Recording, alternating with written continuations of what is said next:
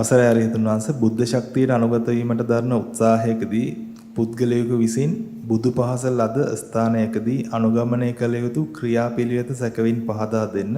තවද එසේ දරන ලද උත්සාහයකදී පුද්ගලයෙකුට බුද්ධ ශක්තිය ලැබුණා නම් ඒ බව තහවුරු කර ගැනීම සඳහා කුමන ලක්ෂණ දැනීමට හෝ දැකීමට ලැබේද? දැන් ඉස්සෙල්ලාම තේරුම් ගන්න ඕන බුද්ධ ශක්තියට අනුගත වෙන්න නම් තමන්ගේ දහම් මැස පෑදෙන්න ඕන.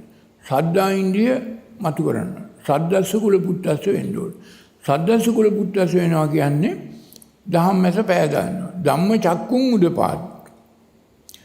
මේ දහම් මැස පෑදෙන පුද්ගලයෙක් හේතුඵල දහමට ණය විනයට බහගලපා බලන්න පුළුවන්. සතිමා විනය ලෝකයේ අභිජ්ජා දෝමනස.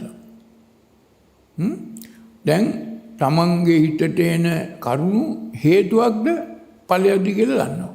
හේතුව කළොත් ඵලයක් උරුම වන බවත් හේතුව නොකළොත් හේතුන් පටිච්ච සම්භූතං හේතුබංගා නිරුද්ධති දෙකම දෙපැත්තම තේරුම් ගන්න. අන්නේ පුද්ගලයා මේ රාගය දේශය මෝහය කියන හේතු දකිනවා. ඒක මිදී නිදහස් වෙන්න අනුසතිය වඩන්න ඕන බව දන්නවා.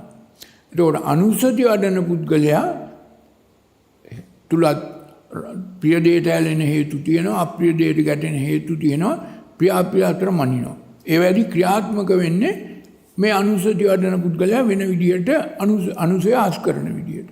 අසුභානුසති, මරණානුසති, බුද්ධානුසති, මෙත්තානුසති, මරණානුසති, බුද්ධානුසති වඩනවා.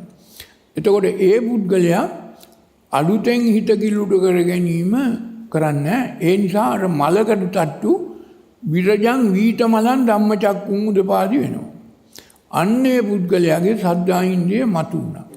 අන්න සද්දස්ස කුල පුත්තස්ස වූ සද්ධා ඉන්ද්‍රිය මතු වූ පුද්ගලයෙක් අර ස්ථාන හතරෙන් එකකට ගියහම බුදුහාමුදුරුව මේ ස්ථානයට මේ බෝධීන් වහන්සේ ගාවට ගිහිල්ලා බුදුහාමුදුරුව කරගත්ත දේ හරියට තේරුම් ගන්නවා.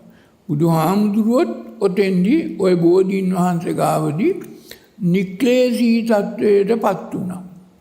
තමන්ටත් මේ බෝධීන් වහන්සේ ගාවට ආවම අනුසති වඩන පුරුදුයි. දැන් සද්ධා ඉන්ද්‍රිය මතුවෙච්ච පුද්ගලයා සද්දස්ස කුල පුත්තස්ස මෙතෙන්ට ඇවිල්ලා රාගයෙන් තොර, දේශයෙන් තොර, මෝහයෙන් තොර විනාඩි 5ක් තමන්ට හිත එකඟතාවයකට ඒකාග්‍රතාවයට ඇති කරගෙන පවත්වන්න පුළුවන්.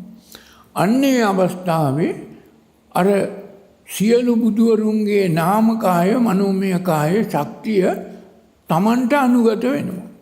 අන්න බුද්ධ ශක්තියට අනුගත වෙනවා. එතකොට මේ බුද්ධ ශක්තියට අනුගත වුණාම තමන්ට යම් විශේෂ සංඥාවක් ලැබෙනවා.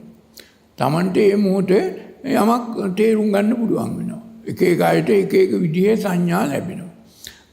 සමහරුන්ට නොයෙකුත් විදිහේ දැනීම් තේරුම් වගේම ඒ වගේම පිරිසිදු වුණ බව, නික්ලේශී වුණ බව, මේකෙන් මිදී නිදහස් වුණ බව තේරෙනවා. එතකොට මේ පුද්ගලයාට තේරෙනවා මම දැන් වෙනස් වූ බව. මේකෙන් තමන් ඊට පස්සේ මේ සෝතාපන්න මාර්ගයෙන් ඵලයට පත් වෙනවා. ඒක තමයි වෙන්නේ.